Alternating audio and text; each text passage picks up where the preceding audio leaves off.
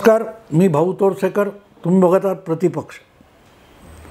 मित्रांनो, तुम्ही बारकाईने बातम्या बघत असाल, ऐकत असाल, चाळत असाल तर तुमच्या एक गोष्ट नजरेत भरली असेल की साधारणतः गेल्या पंधरवड्यामध्ये शरद पवार, सुप्रिया सुळे यांच्या राष्ट्रवादी पक्षाचे अतिशय ताजेतवाने तरुण नेते रोहित पवार यांचं काही फारसं ऐकू आलं नाही. म्हणजे कुठे अचानक गायब झालेत असा मला प्रश्न पडला. नाहीतर रोज जगाला आपण ज्ञान पाजलं पाहिजे, नाहीतर जगाचा ज्ञानाअभावी मृत्यू होईल अशा भ्रमात वावरणारा सगळ्यात तरुण नेता कोण असेल तर त्याला मी रोहितदादा पवार असं म्हणतो. पण गेल्या साधारण 15-1 दिवसामध्ये 10-15 दिवसामध्ये रोहितदादांनी कुठे ज्ञानदान केलेलं मला आढळलं नाही. अर्थात त्याची काही कारणं इतर व्यावसायिक असतील तर मला माहिती नाही. पण मग मला अशी शंका आली की फारच उडायला लागला आहे म्हणून त्यांचे पंख छाटण्याचा करेक्ट कार्यक्रम कोणी केला आहे का? कारण अलीकडल्या काळात महाविकास आघाडीतले जे लहान मोठे पक्ष आहेत, म्हणजे लहान म्हणजे शरद पवारांचा राष्ट्रवादी आणि उद्धव ठाकरेंची उभाटा शिवसेना, आणि मोठा पक्ष म्हणजे काँग्रेस. तर काँग्रेस पक्षामध्ये कोणीही कसाही उडू शकतो, त्याचे पंख छाटता येतील अशी कैची कोणाकडेच नाही. असेच नेते महाराष्ट्रात आहेत. आणि महाराष्ट्रातले जे काँग्रेसचे एकापेक्षा एक दिग्गज नेते आहेत त्यांना दिल्लीतले काँग्रेसचे हायकमांडचे लोक हिंग लावून विचारत नाही. म्हणजे राहुल गांधी येणार असतील तर त्यांच्या स्वागताला विमानतळावर उभं राहणं, टिळक भवनमध्ये कार्यक्रम करणं आणि राहुल गांधींना निरोप देणं. त्यानंतर महाराष्ट्रातल्या काँग्रेसच्या नेत्यांना दिल्ली दरबारी काँग्रेसच्या काडीचीही किंमत नाही आहे. राहिलं कोण? तो उभाटा शिवसेना आणि राष्ट्रवादी काँग्रेस. या दोन पक्षामध्ये सध्या करेक्ट कार्यक्रम करण्याची काहीतरी मोहीम चालू आहे का अशी शंका येते. कारण एकामागून एक तुम्हाला आठवत असेल तर अगदी कोविड काळापासून शिवसेनेच्या रणरागिणी म्हणून पुढे दिसणाऱ्या अनेक महिला मध्यंतरीच्या काळात अगदी मौन व्रत धारण करून कुठे गायब झाल्यात त्यांचा पत्ता पण लागत नाही. अधूनमधून कोणतरी एक महिला वाहिन्यांवर दाखवली जाते, उद्धव ठाकरे यांची वाघीण रस्त्यावर आली वगैरे वगैरे असं असतं. पण 4 दिवसानंतर तीही कुठे गायब झाली कळत नाही. मध्यंतरी कुठे काय अशा होतात. तर सुषमा अंधारे गायब झाले आहेत बराच काळ. अधेमध्ये कुठेतरी त्यांचं ट्विटर किंवा सोशल अकाउंटवर काहीतरी दिसतं. पण जशा साधारण 6-8 महिन्यापूर्वीपर्यंत सुषमा अंधारे 24 तास आणि आठवड्याचे 7ही दिवस सगळ्या चॅनेलवर झळकत होत्या, त्यांचा करेक्ट कार्यक्रम कोणी केला कळत नाही. उद्धव ठाकरेंनी स्वतः काढायची ठरवलेली प्रबोधन यात्रा होती, ती उद्धव ठाकरे सुरू करू शकले नाहीत. ती सुरू करण्याची जबाबदारी त्यांनी सुषमा अंधारे आणि भास्कर जाधव यांच्यावर टाकलेली होती. त्यांनी टेंभी नाक्यापासून ठाण्याच्या सुरू केलेली प्रबोधन यात्रा ही कोल्हापुरात त्या बिंदू चौकापर्यंत जाणार होती. पण टेंभी नाक्यावरून निघाल्यावर पालघरला जाईपर्यंत भास्कर जाधव थकले आणि त्यांनी प्रबोधन यात्रेतून काढता पाय घेतला. त्यानंतर अधूनमधून कुठेतरी भास्कर जाधवांचं काहीतरी ऐकू येतं. पण मग तो किल्ला किंवा तो मोर्चा एकट्या सुषमा अंधारे लढवत राहिल्या होत्या. त्यांच्या जळगावच्या सभेला परवानगी देऊ नये यासाठी मंत्री कामाला लागले. त्यावरून सुषमाताईंनी केवढी मोठी पत्रकार परिषद घेतली होती तुम्हाला आठवते. आणि होत मध्यंतरी कधीतरी 3-4 महिन्यापूर्वी ती प्रबोधन यात्रा अंबाजोगाईमध्ये जाऊन संपली. पण ती अंबाजोगाईमध्ये जाऊन संपण्यापूर्वी बीड जिल्ह्याच्या तो जिल्हा प्रमुखाला उद्धव ठाकरेंना बडतर्फ करावा लागला. आणि त्याने नको त्या भानगडी समोर आणल्या की शाखा प्रमुख, विभाग प्रमुख, उपविभाग प्रमुख, गटप्रमुख नेमण्यासाठी सुषमाताई पैसे मागतात असा गौप्यस्फोट त्यांनी केला. आणि तितकाच नाही तर आपण 2-4 लाफे चपराकसुद्धा सुषमाताईंना लगवण्याचं व्हिडिओज टाकून दिला आणि त्याचा गवगवा इतका झाला की त्याच्यावर अधिक चर्चा होऊ नयेत म्हणून सुषमा अंधारेंना काही काळासाठी मागे घेण्यात आलं आणि गेले 4-6 महिन्यात बघितले तर सुषमाताई या माध्यमात दिसत पण नाहीत. सोशल मीडियातून काहीतरी उचलून कुठल्या तरी चॅनेलने काहीतरी दाखवलं तर सुषमाताई अजूनही शिवसेनेत आहेत याचा पत्ता आपल्याला लागतो. नाही तर सुषमाताई आजकाल काय करतात कोणालाच माहीत नाही. कारण त्या अर्थातच सुषमाताई करत काहीच नव्हत्या. त्या मोठी धुवायच्या, धो धोपटायच्या असंच काहीतरी असायचं आणि त्यामुळे ते फक्त माध्यमात होत्या. सुषमाताई ह्या शिवसेनेत उभाठामध्ये होत्या म्हणजे माध्यमात होत्या, बातम्यांमध्ये होत्या आणि त्यामुळे बातम्यांमधून गायब झाल्या. मग सुषमाताई गायब झाल्या असंच म्हणावं लागतं. कारण इतर वेळेला त्या काय नेमकं राजकीय कार्य करतात याचा कोणालाच पत्ता नाही. त्यांनासुद्धा आहे की नाही माहीत नाही.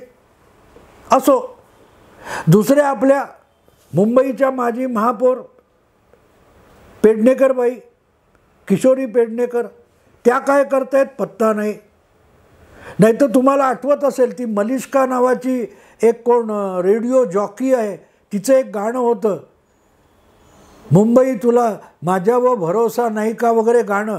त्याच्यावर चिडून किशोरी पेडणेकरांनी स्वतःसुद्धा एक गाणं केलं होतं मलिष्कावर आणि त्याचे व्हिडिओ टाकलेले होते.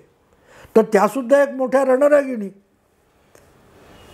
कोविडच्या काळामध्ये महापौर असताना त्यांनी अनेक पराक्रम केलेले आहेत. त्याची आता चौकशी लागलेली आहे. ईडीची काहीतरी चौकशी होती, आता काहीतरी आर्थिक गुन्हे शाखेने चौकशी सुरू केली आहे. त्या पण अचानक बोलता बोलता गायब झाल्या, कुठे कळत नाही. म्हणजे त्या सुषमाता आपल्या किशोरीताई ह्या त्यांच्यावर आरोप करणाऱ्या किरीट सोमय्यांचा करेक्ट कार्यक्रम करणार होत्या. तो किती केला माहीत नाही, पण मधल्यामध्ये किशोरीताईंचाच करेक्ट कार्यक्रम होऊन गेला. कारण परत त्या बातम्यांमध्ये होत्या म्हणून दिसायच्या, बाकीच्या वेळेला काय करतात पत्ता नाही. अलीकडे आदित्य ठाकरे असोत किंवा उद्धव ठाकरे असोत, संजय राऊत असोत, त्यांच्या इर्दगिर्द कुठेतरी किशोरीताई दिसायच्या. हल्ली त्यासुद्धा दिसत नाहीत. म्हणजे घराबाहेर पडायच्या बंद झाल्यात की कॅमेरा बघून त्या घरातच लपून बसतात. कॅमेरे गायब झाले की मग बाहेर पडतात, पत्ता नाही. तर हे सगळे जे काही करेक्ट कार्यक्रम चालतात तसाच काहीसा करेक्ट कार्यक्रम हा सुळे राष्ट्रवादी काँग्रेस पक्षामध्ये रोहितदादा पवारांचा झाला आहे का अशी एक शंका मनात आली. कारण सुप्रियाताई सध्या पदर खोचून आणि कंबर कसून अनेकांचे वकिलापासून अशिलापर्यंत मिळेल त्याचे करेक्ट कार्यक्रम करायला निघालेले आहेत. आणि त्यामुळे रोहित फार बोलतो, आपल्या पुढे चमकतो, आजोबानंतर हाच अशा थाटात बोलतो. याची असूया अति होऊन सुप्रियाताईंनी रोहितदादांचा करेक्ट कार्यक्रम केला आहे का. म्हणजे माझ्या मनात अशी शंका आहे. अशी बातमी नाही आहे, अशी बातमी नाही आहे. ज्या वकिलाला, दिल्लीतल्या निवडणूक आयोगातल्या वकिलाला त्याचा करेक्ट कार्यक्रम करायला निघतात, त्या घरातल्या घरात आपल्या भाच्याचा करेक्ट कार्यक्रम करू शकणार नाहीत असं मानायचं बिलकुल कारण नाही. पण रोहित पवार गायब आहेत, माध्यमातून तरी गायब आहेत, ही वस्तुस्थिती आहे. आणि अचानक रोहित पवार गायब होत असताना रोजच्या रोज सुप्रियाताई कुठल्या ना कुठल्या चॅनेलवर झळकायला लागले आहेत, कोणाकोणाला इशारे द्यायला लागले आहेत, कोणाचे करेक्ट कार्यक्रम करणार म्हणून गर्जना करायला लागले आहेत. त्यांना फडणवीसांपासून एकनाथ शिंदेपर्यंत अनेकांची दया यायला लागलेली आहे. आणखीन कुठचं मीराताई बोरवणकरांनी काही आरोप केले असतील तर त्याची कसून चौकशी झाली पाहिजे. इतका भ्रष्टाचार नष्ट करण्यासाठी सुप्रियाताई कंबर कसून निघालेले आहेत. ह्या बातम्या आपण अलीकडे सातत्याने ऐकायला लागलो आहे. पण सुप्रियाताई सातत्याने दिसायला लागल्यानंतर वाहिन्यांच्या किंवा टी व्हीच्या त्या छोट्या स्क्रीनवरून रोहितदादा गायब झालेत. मग त्यामुळे रोहितदादा सध्या करतात काय. अर्थात रोहितदादांचं सध्याची सगळ्यात मोठी जबाबदारी कुठली असेल तर आजोबा जिथे जाऊन काहीतरी कार्यक्रम करणार आहेत, सभा घेणार आहेत, त्या कार्यक्रमाची पूर्वतयारी बरोबर झाली आहे की नाही हे बघायला जाण्याची जबाबदारी ही रोहितदादांवर सोपवली आहे. मध्यंतरी अकोला काय कुठेतरी शरद पवार विदर्भाच्या दौऱ्यावर जाणार होते. त्याच्यासाठी एक आठवडाभर आधी रोहितदादा तिकडे गेले होते आणि मग तिकडे जाऊन पूर्वतयारी म्हणजे काय करतात तर स्टेज बरोबर बांधलं की नाही किती बघतात माहीत नाही, पण ते जिथे जिथे जातात तिथे तिथे पूर्वतयारी म्हणून पत्रकारांना गोळा करून ढाब्यावर नेतात की चहा प्यायला नेतात माहीत नाही, पण पत्रकारांशी बोलत असतात आणि पत्रकारांशी बोलताना ते कुठे बसले ते दिसत नाही. त्यामुळे ढाब्यावर बसलेत की चहाच्या टपरीवर बसलेत हे आपल्याला कळत नाही. पण एक गोष्ट असते की शरद पवारांच्या दौऱ्याचे कार्यक्रम यशस्वी करण्यासाठी जी पूर्वतयारी करायची असते ती रोहितदादा करतात आणि त्यासाठी पूर्वतयारी म्हणून तिकडे जाऊन पत्रकार परिषदा मात्र घेत असतात. आणि त्या पत्रकार परिषदेतून अर्थातच भाजप, एकनाथ शिंदे, कोण असतील आणखीन त्यांचा ते अजितदादा यांचा समाचार घेत असतात. आत्ता कुठे गायब आहेत पत्ता नाही.